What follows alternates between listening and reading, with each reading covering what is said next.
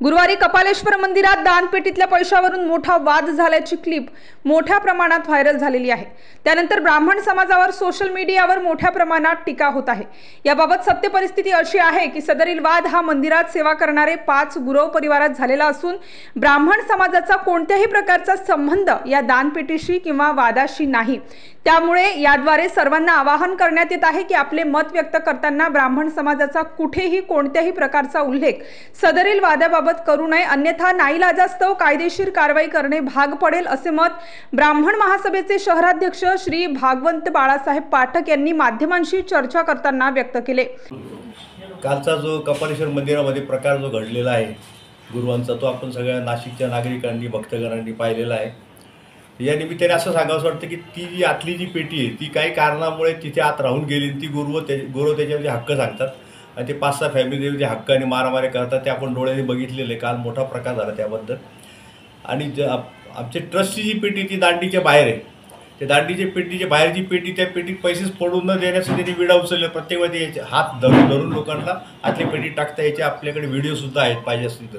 आमच्या CCTV अनेक वेळा आले की हात धरून लोकांना आतल्या पेटीत पैसे टाकायला लावतात आणि त्याच्यावर मारामारी पण करतात। तर माझं जनतेला आव्हान आहे, जनरल भक्ताला, की मंदिराकरता जर तुम्ही पैसे टाकता, ट्रस्ट करता पैसे टाकता किंवा देवाकरता पैसे टाकता, पण ते सध्या चुकीच्या जागेवर जातात आणि आपलं मारामारी करतात। त्याचा काय वापर होतो, कुठलं रेकॉर्ड आहे, किती अकाउंट आहे, किती इन्कम टॅक्स भरला, हा तर विषय बाजूलाच राहिला।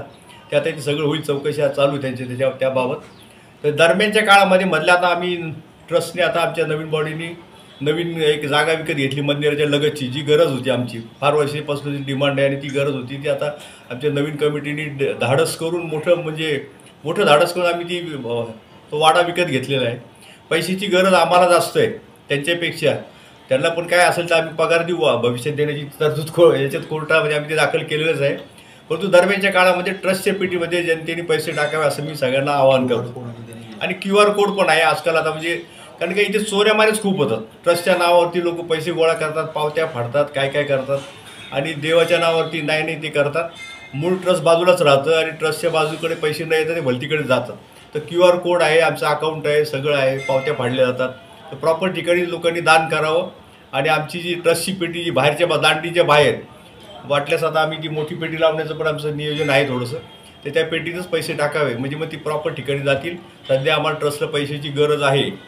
जय हिंद, जय महाराष्ट्र। गुरुवारी संस्थान श्री कपालेश्वर महादेव मंदिर येथे 5 गुरव परिवारांमध्ये झालेल्या वादासंदर्भात आज संस्थांच्या वतीने भूमिका स्पष्ट करण्यासाठी पत्रकार परिषद आयोजित करण्यात आलेली होती। सदरील प्रकाराची आम्ही संस्थांच्या वतीने निषेध व्यक्त करतो। त्याचप्रमाणे भाविकांना झालेल्या त्रासाबद्दल आम्ही दिलगिरी व्यक्त करतो आणि हे जे असे प्रकार आहेत हे कोणत्याही परिस्थितीत इथे खपवून घेतले जाणार नाही। इथली शांतता आणि सुव्यवस्था कोणत्याही प्रकारे अबाधित झालेली संस्थांच्या वतीने सहन केले जाणार नाही। या संदर्भात आम्ही माननीय धर्मादाय आयुक्त कार्यालय, त्याचप्रमाणे माननीय पोलीस आयुक्त कार्यालय येथे या संदर्भात, या घटनेसंदर्भात सातत्याने पाठपुरावा करत होतो आणि आत्ताही तातडीने पाठपुरावा केलेला आहे।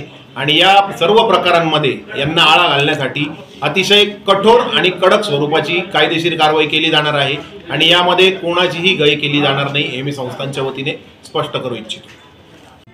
सर्वप्रथम मी नाशिक शहरातील व जिल्ह्यातील तमाम शिवभक्तांची दिलगिरी व्यक्त करते की कालचा झालेला प्रकार अत्यंत खेददायक आहे। नक्कीच भाविकांच्या मनामध्ये संतापाची लाट उसळलेली आहे। या ठिकाणी जे 5 परिवार देवाची सेवा करतात असे म्हणून देवाच्या दारात आलेलं मोठं दानपेटील दान आपल्या घरी नेतात, काल त्या दानामुळेच मोठा वाद झालेला आहे आणि त्या दानाचं रूपांतर मारामारीत पोहोचलेलं आहे।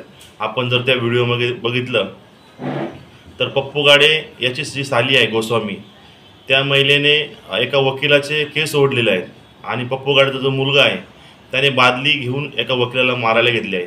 म्हणजे या ठिकाणी नक्कीच गुन्हेगारी प्रवृत्तीला खत घातलं जातं आहे। पप्पू गाडे आणि त्याचा मुलगा या ठिकाणी 1 वर्षापासून आम्ही आल्यापासून दादागिरी करतो आहे।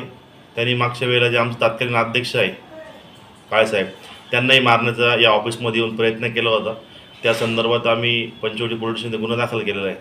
दुसरा, पुन्हा त्यांनी श्रावण मासामध्ये डुप्लिकेट आय कार्ड संस्थेचे नावाने छापले होते, त्या संदर्भात आम्ही गुन्हा दाखल केलेला आहे। असं गुन्हेगारी प्रवृत्ती करून या ठिकाणून देवाच्या दारात जो येणारा पैसा आहे त्याच्यामार्फत आपला घर प्रपंच चालवणे आणि या ठिकाणी दादागिरी करणे, ट्रस्टचे कर्मचारी असतील त्यांना वेळोवेळी दमदाटी करणे, किंवा पैशांचा अपहार करणे या गोष्टीच या ठिकाणी चाललेले आहे. बऱ्यापैकी भाविकांना देवापर्यंत दर्शनाला जाऊ दिलं जात नाही. खूप लोकांना, खूप महिलांना या ठिकाणी अडवलं जातं. मग हे जे भाविक आलेले आहेत हे काही ट्रस्ट कार्यालयात आलेले नाहीत किंवा हे कुठल्या माणसाच्या घरी आलेले नाहीत. मग तुमचा अधिकार काय आहे की तुम्ही या ठिकाणी आलेल्या भाविकाला देवाच्या दर्शनापासून लांब ठेवणे किंवा त्या ठिकाणी जाऊ न देणे. फक्त आपल्या मर्जीच्याच लोकांना त्या ठिकाणी जाऊ देतात. कपालेश्वर महादेव मंदिरामध्ये सोहळं नेसून बऱ्याच लोकांकडनं पैसे घेतलेले आहे आणि त्या लोकांना मंदिराच्या गर्भगृहात प्रवेश दिलेला आहे. मग इतर लोकांना आपण जाण्यापासून का अडवतो आहे? या सर्व गोष्टींचा आपण विचार केला पाहिजे. माझी नाशिक शहर पोलीस आयुक्त असतील किंवा पंचवटी पोलीस स्टेशनचे वरिष्ठ पोलीस निरीक्षक असतील या सर्वांना विनंती आहे की या ठिकाणी गुन्हेगारी प्रवृत्तीला आळा घालण्यासाठी आपण संबंधित हेमंत उर्फे पप्पू पद्माकर गाडे याच्यावर कायदेशीर प्रक्रिया राबवावी आणि याला या ठिकाणून हद्दपार करावे. म्हणजे जेणेकरून येणाऱ्या काळामध्ये भविष्यामध्ये या कपालेश्वर संस्थांचे किंवा कपालेश्वर देवाचे नाव कुठेही खराब होणार नाही किंवा भाविकांमध्ये कुठल्या प्रकारचा संभ्रम निर्माण होणार नाही आणि अतिशय खेळमेळीच्या वातावरणामध्ये या ठिकाणी सर्व सण उत्सव साजरे केले जातील. नाशिक.